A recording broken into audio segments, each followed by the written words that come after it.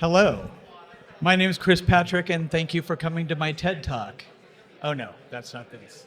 I am a special effects makeup artist. I am in the union, and I work on big budget movies and TV shows, and I've worked with Frank a lot, and it's really fun.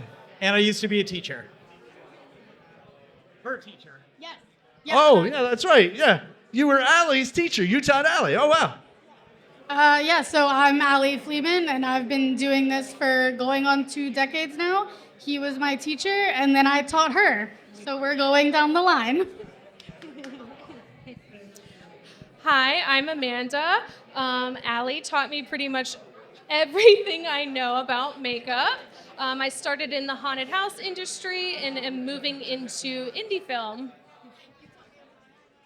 So if you guys, the big question is, how can I make my movie spookier? How can I make my movie more scary? How can I get that feeling? I mean, we're in September. We're on our way to October. A lot of these people are going to make 48-hour films, and my question is, how do I make it spookier?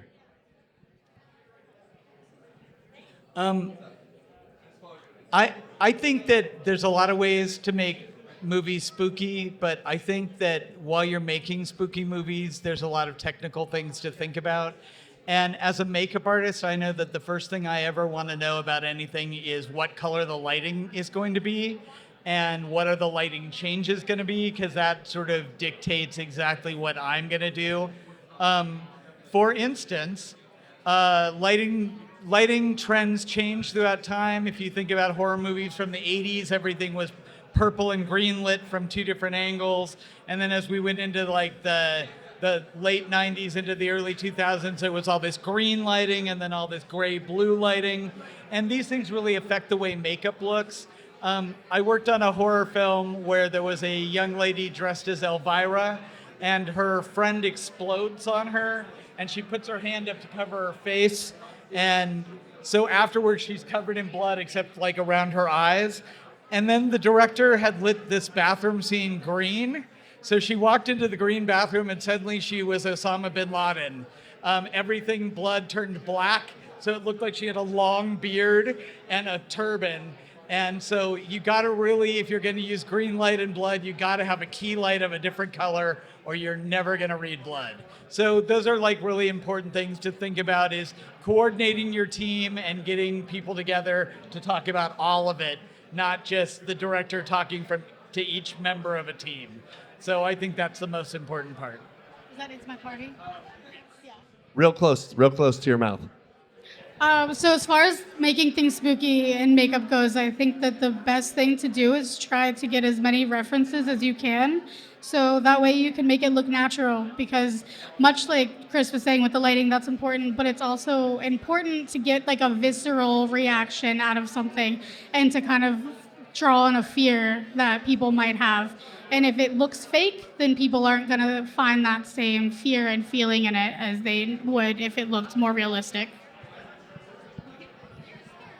I am. So what I think makes things even scarier is I think a lot of people overlook subtlety in horror. Everyone wants to do these very big, gory moments with prosthetics and everything, and those are awesome, but sometimes the scariest things are just the tiniest thing that's off, like a vein under the skin or something like that. So a little bit more subtlety can sometimes go a long way. Subtlety. Yeah, so important. When do you think the right time is to involve someone like you? Especially, I'm thinking about 48-hour films, but in general, when is the best time to involve an artist like you, especially when monsters are being created or people are being cut up or kills are happening? As early as humanly possible. Unfortunately, a few years ago, there was a special effects reality show called Face Off, and the industry hates that show because all reputable special effects artists will tell you that it takes more than 24 hours to do something, and that big productions would come to effects artists in LA and be like, this is what we want. And they'd say, okay, well, in 2 weeks we'll have a rendering for you, and then we can start doing, a test makeup. And they'd be like, 2 weeks? On Face Off, they do it in 24 hours. Well, that's just not a realistic thing. And reality TV is not real. So never believe it. They had what I called the foam fairies. They had these people who came in the night and ran all their prosthetics for them. So it's not a realistic thing. So get your effects and makeup people involved as soon as possible, because a lot of your story can be told by the other arts. I don't know if you guys know this, but horror films have very few words in them. I was working with a film partner, and we had written a movie, and we approached Adrienne King, who is the girl from the original Friday the 13th movies, and she had retired because she had a stalker issue, but she was an old lady, and she was sort of wanting to come back into film. And we gave her this script, and she sent it back, and she said, there's too many words. And we're like, what do you mean? And she goes, there was 6 pages of dialogue total in Friday the 13th. In 132 pages, there was 6 pages of dialogue. And Wow. she's like, I don't talk that much. So I think you kind of said everything. I said everything. Yeah. Ask me The- something else. No? Great. So, Back to you. No. so let's talk about some ideas when you're writing. How could you make things like, so when I do my 48s, when I did mine, I would get my makeup artists to read the script. If I could, I would get them to come to the writing session, because the turnaround was so fast. And if I wanted to slash somebody with a knife, I needed to be able to turn to the makeup artist and say, can we do that? Or else I'm not going to write it, So what are some things that writers can feel confident about what they write? What are some things that you say, like, yeah, I know we can do that?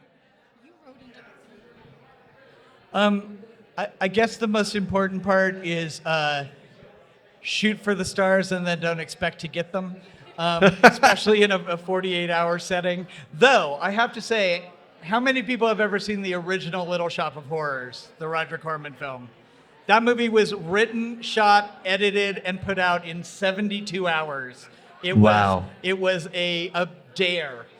It was literally a dare, and he said the only problem is a set. We have to use an existing set, and the only set they had built was a little retail store. So he based the whole thing and did that whole film in 72 hours, and that's a feature-length film. So yeah, So nothing is impossible. nothing's impossible, but just realize that sometimes what's in your head isn't exactly what you're going to get, and sometimes what you're going to get is better than what's in your head. Can I say one more thing? So I was working with a very famous makeup artist named Ken Diaz, and I love working with old world makeup artists because they say things to you like, when I was working on The Lost Boys, and then you're like, wait, what? Lost Boys? So Ken Diaz was telling me that when he was working on The Lost Boys, the director wanted no visible violence. He wanted everything suggested, but the producer, who was the second unit director, wanted visible violence. So on the night they shot the campfire scene, I hope you all know what I'm talking about, where the vampires descend on the guys on the campfire, and they bite the bald guy, and the other one bites the other guy's neck. Tear. And they had no effects plan, and the second unit director was filming that, and he said, I want a throat to be ripped out, and I want blood to squirt out of this dude's head. And the makeup artist was like, okay, we can have that ready for you in like a week or two. And he's like, not tonight. If we don't shoot it tonight, the director will find out and we won't get it in the film.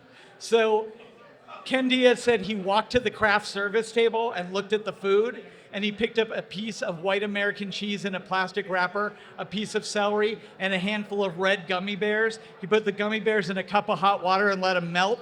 In the meantime, he took the plastic off the cheese and glued it to a guy's throat. put the piece of celery glued it onto the plastic, covered it with the white cheese, and then carved little grooves in it with a plastic knife, making like an esophagus.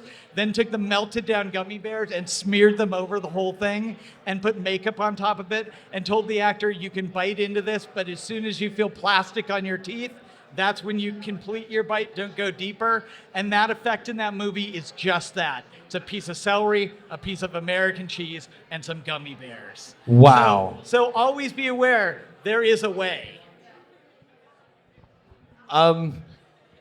Anybody else? That they can match with that? I have stories. I don't know if I can top that. However, I did have to make mashed up brains with bananas and blood. So that's also like a last minute thing. Project at school? The food project. So at school, this guy taught me how to take food items and make a quick effect of things. And what did I do?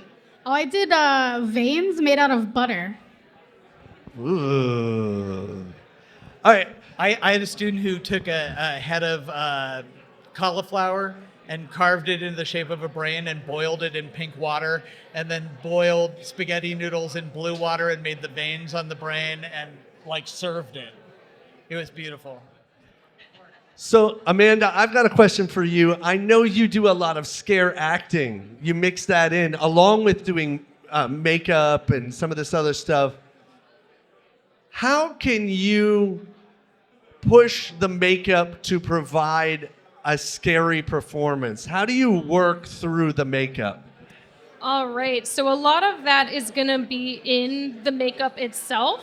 A lot of it is going to be in how the artist does the contouring, because sometimes just a little bit of contouring in between the eyes, making them look angry, it makes their face that much more extreme. When they tilt their head down, it's already an angry face. So whenever they go to make an angry face, it's pushed even further up.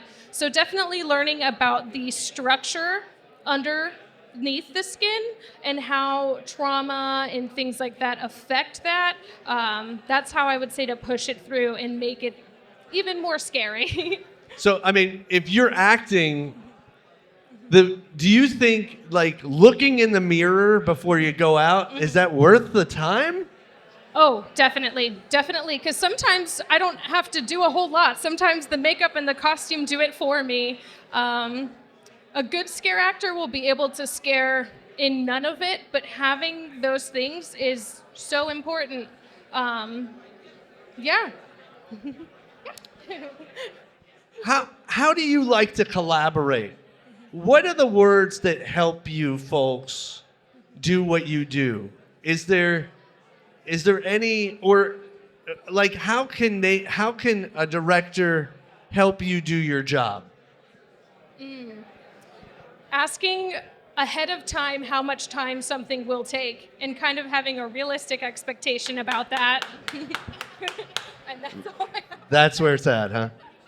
My rule is if somebody comes to me and says how long this makeup's going to take and I say 20 minutes, if they come back in 10 and say how much more, I say 20 minutes.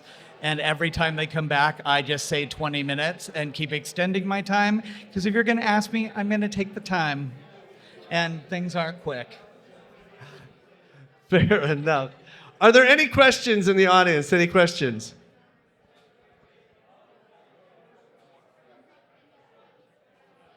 All right, you guys.